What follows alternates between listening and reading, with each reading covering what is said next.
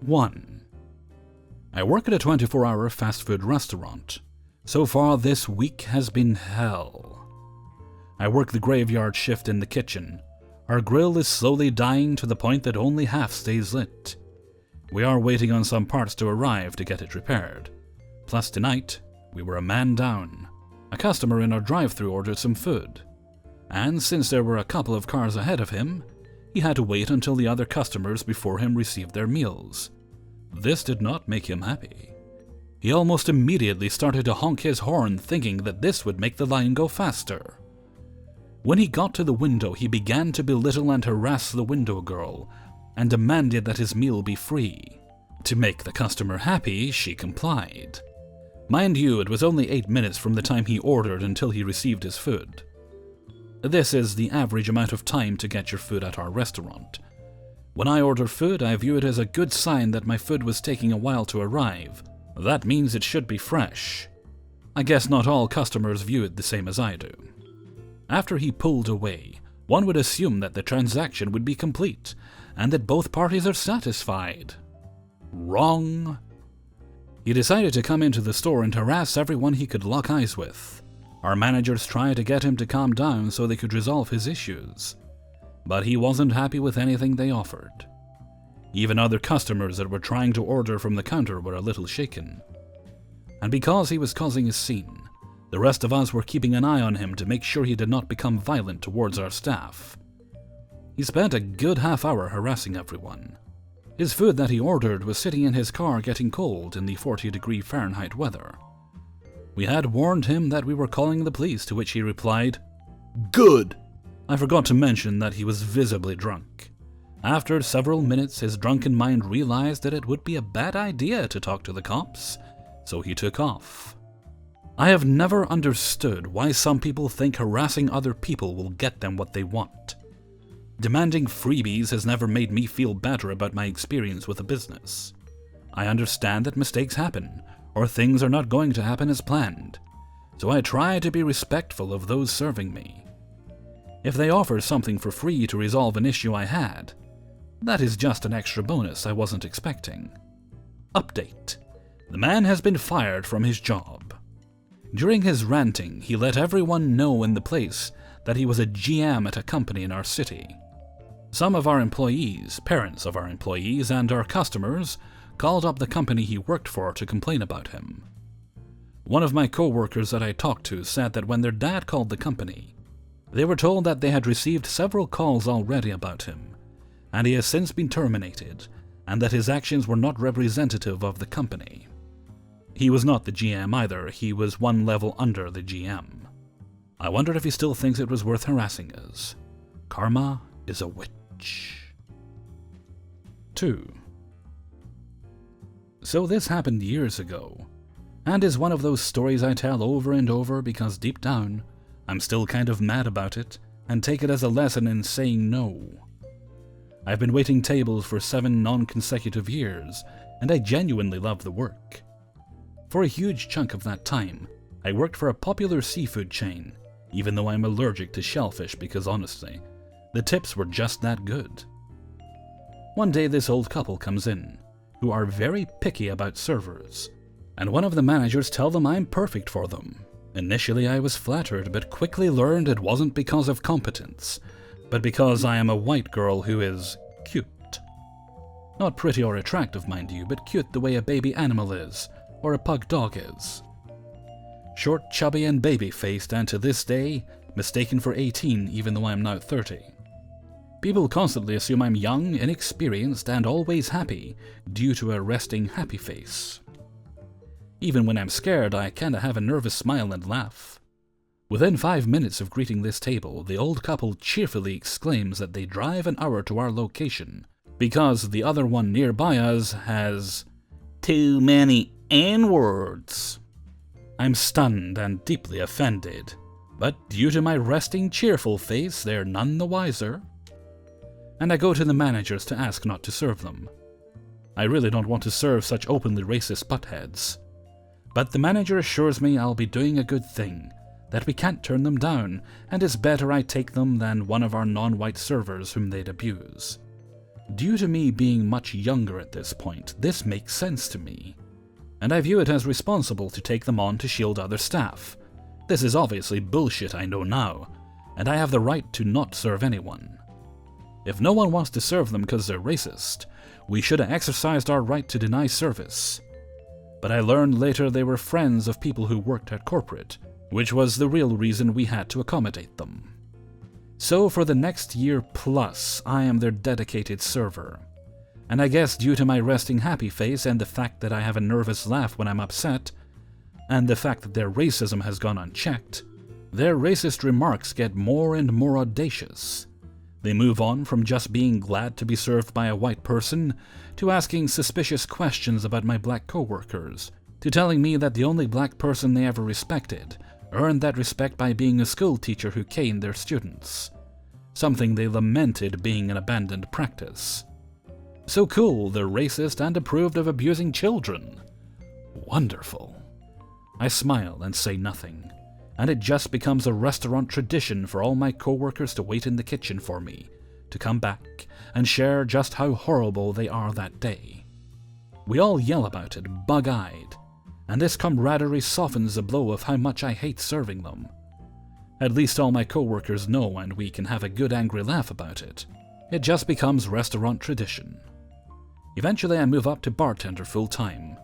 A big deal there, as it involves a lot of multitasking, such as serving guests barside and handling to-go orders. When they ask for me, I tell the hosts I can't serve them, and they always came in when I was busiest and couldn't make it to the floor. But they got really upset and demanded me, and so began a new tradition of them ruining my day in a new way, forcing me to have to run all over the restaurant doing 5 different jobs for an hour. I had to even abandon the bar, returning to impatient to-go people, bar guests and servers frustratedly waiting for their drinks. This really wore down my patience, and even my nervous smile defense mechanism was failing. So one day I struggle over to them, tired with my guard completely down. That week they'd already tried to warn me some Mexican woman was sneaking into my bar, and I had to grit my teeth, smiling and explain she was the new bar manager, and that wasn't my bar, it was rightfully hers. On this final day, they directly insult the appearance of one of our teenage hosts, who is the daughter of my friend, calling her ugly and unsanitary, due to some honestly mild acne. You know, like most teenagers. A year of their antics have worn me down, and my reaction is no longer wide-eyed surprise and a nervous laugh, but just a disgruntled, "Really? Look."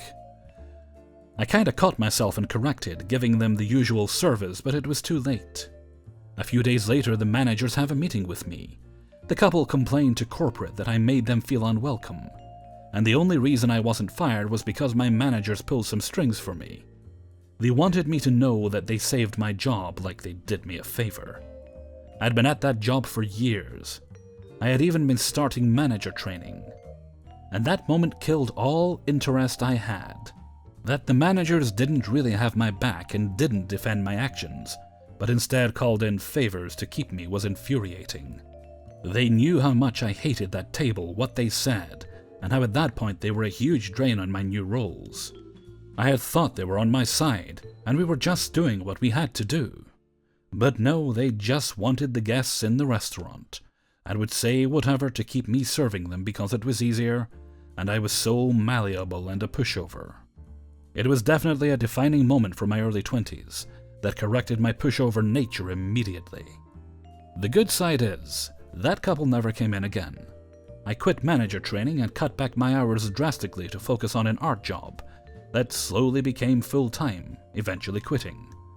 And though I have returned to serving at a different, much nicer restaurant for extra cash, I always remember that I can reject any table I am offended by, and that no matter how much I get along with management, they are not my friends, and they do not have my back. 3. I used to work at a popular chain restaurant to pay for my bills while I was in college. It wasn't exactly that bad a majority of the time. Sure, you'd get bad customers here and there, and people would complain, but keeping the drinks full and being nice usually got me through the day.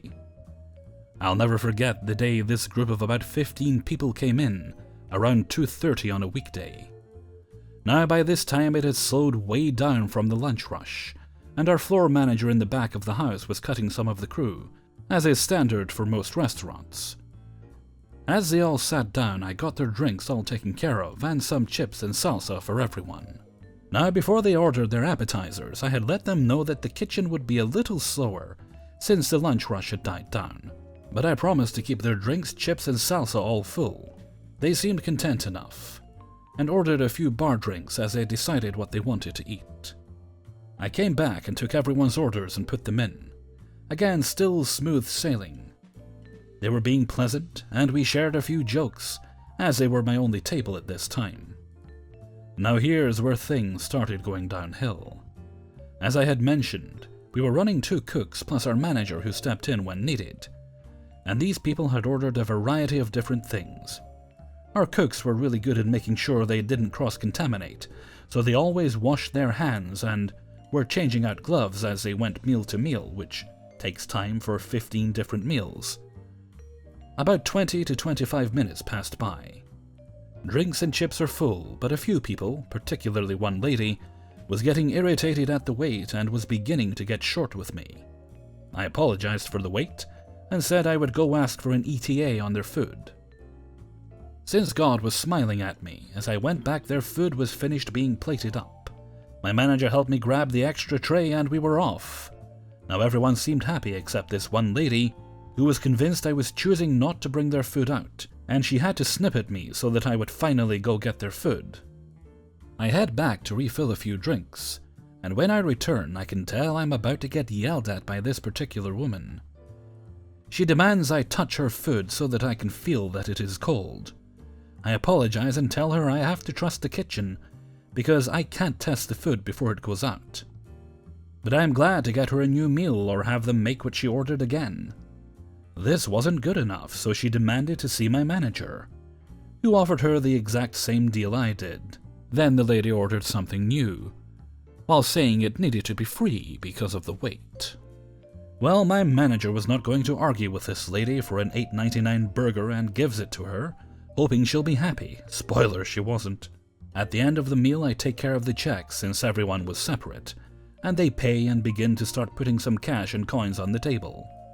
To which my friend of the afternoon begins picking up the tips and says, "Nuh-uh, no way is he getting a tip today," and proceeds to leave the restaurant with the tip money and hands it out to her friends in the parking lot.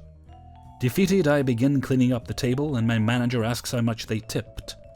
I told her what happened and she looked disgusted, and walks over to the point of sale to put 10% discounts on the food, so I didn't just get paid $1.25 to wait on that table for an hour. So that's my worst experience ever waiting tables. Hope you enjoyed. 4. I used to work at a Dunkin' Donuts, just doing what pretty much everyone in fast food does, food prep and working cash registers. It was one of my first jobs that I was in college when I started, so I only worked part-time a few days a week. My shifts were longer than my co-workers, however, and I would sometimes be there from sunrise till 4 p.m. when my younger co-workers got out of the local high school for the day. I worked there for about 5 months and still managed to meet a lot of interesting people I'll never forget. One of these interesting people I probably will forget. He wasn't very pleasant. This man would come into the store every couple weeks to buy a dozen donuts for his office. He always came inside instead of going through the drive-thru, but he always had the same expression of, "Just hurry up, I don't want to be in here," on his face. The best part was he would always tell us the same order: 1 dozen assorted donuts, but no gay donuts. The first time I took his order, I wasn't familiar with him yet, and I had to ask what he meant by that.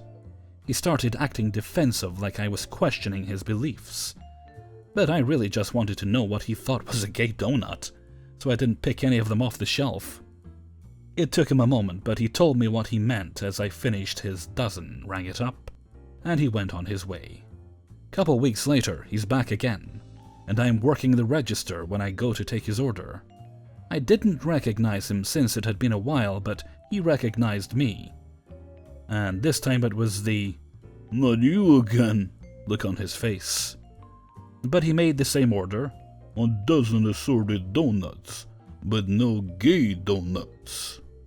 This time I knew what he wanted, so I just packed the donuts up and sent him on his way. I wasn't always working the register when he came in, and one day my younger co-workers were out of school for spring break, so they were working this morning. The man with donut homophobia came inside, and was greeted by our one and only bisexual employee at the register. She heard the man's order, and when she asked the man what he meant by no gay donuts, I think the man went easy on her just because she was a young girl. "I just don't want any donuts with the silly sprinkles or designs." My female co-worker didn't like that answer. What makes those donuts gay? And she ranted at the man for a moment before my really cool manager just pulled her away and finished the man's order. He left with a grin on his face like my co-worker was about to get in a heap of trouble. But it wasn't ever mentioned again with my manager. Fast forward a week. My co-workers are still on spring break, and the bi-female is working the register again. Another man walks in who wants to order a dozen donuts but mentions nothing about no gay donuts. Before he walks out of the store, he mentions that he was the boss of the man who normally gets the assorted dozen donuts from us, and that he was very sorry for his workers' insensitivity. My co-worker said it was okay, and she asked the boss what had happened. Apparently the man had bragged about getting my co-worker in trouble, which he didn't, and he unraveled the whole story at his office. His boss didn't hear about it until he got a call from HR about the man being insensitive. Apparently he's not allowed to get the donuts anymore.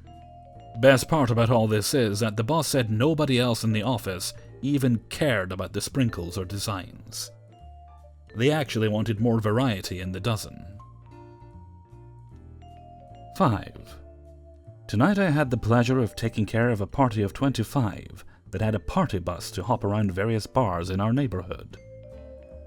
2 of these 25 had missed the bus and decided to just take a taxi to our restaurant, which was the first stop on their tour. They, a man who I will call Lobster because of how red he became once he started drinking, and his wife, sat with one of my co-workers and ordered drinks. They wait until after drinks arrive, and sitting at a two-top, to tell my co-worker that there will be 23 others joining them, at which point my co-worker had them close with her, before switching to my section that has all of our larger tables. Once everyone arrives and gets situated, they order drinks and desserts and mingle in the area, which is a little annoying as it makes it hard for my co-workers to help me run food and drinks. But for the most part everyone is happy and content with 1 or 2 drinks once it all comes out. Except for Lobster. He comes to the bar multiple times to order shots and drinks. I guess he couldn't be bothered to ask me when I checked in to make sure everyone was good. And at one point raises his glass and asks for a refill. What were you drinking? Vodka water. Got it. I go to the bar to pick it up, and he's there asking about it before my bartender can even put ice in the glass. She hands it to him, and he looks at me and says, "Is this a double tall?" "No, it's a single vodka water on the rocks." "I ordered a double tall vodka water." Knowing damn well that he didn't, "I don't think so, but I can get you another and a tall glass to mix the two." I get him another, and apparently in the space of the 30 seconds it takes my bartender to make another and hand it to him, he has completely forgotten our exchange. "What is this?" "Your second vodka water." "But I already have one." "I know, you just ordered a second one." "Oh, is this with soda water?" "No, it's still water." "But I wanted a soda water." Getting annoyed and it's showing, "Well then you should have ordered a vodka soda." At this point his friends that were with him laughed and he nodded and said I had a good point. After this everything went smoothly until I dropped off his receipt and credit card. "Thanks for coming in tonight. You'll enjoy the rest of your evening and be safe." Lobster, shaking my hand, says, "Thanks a bunch. I know we were a little messy, but the service was awesome and the food was great. But just for future reference, if someone orders a vodka water, they want soda water. Now, I don't know about you guys, but in my experience, if someone wants a vodka with soda water, they will order a vodka soda. I already pointed this out to him earlier, but he refuses to accept defeat. I've had plenty of customers ordering vodka water want regular water before. Vodka with soda water is a vodka soda. Well, maybe it's just a language barrier then. He has a southern accent. And we are in the South, ATX. I was born and raised in Texas, but I do not sound very southern. Sir, I have lived in the South my whole life. You're not from the South. I was born and raised in Houston. That's not the South. At this point, I was so annoyed with his arrogance and unawareness that I just decided to walk away. When shit like that happens, I'm so tempted to hand them a resume, since they just know so much about the industry and how to do my job. This was actually the first time I've ever said what I was actually thinking when it comes to airheads like this guy. I can only hope that this guy spent the rest of his night ordering vodka waters, and having every other bartender and server tell him that if you want a vodka soda, you order a vodka soda. Hey everybody, Hellfreezer here. And thank you so much. I appreciate you watching this here video, which is like number 18 over here. It's good. Now I'm gonna reward myself for making this video by having some donuts. Yeah. Now, little donuts, I'm gonna dip them in some caramel sauce. I don't know if it'll make them gay, but I hope it at least makes them bi-curious. And with that, I'm going to head off for now, so until next time, thank you very much for listening, and take very good care of yourselves.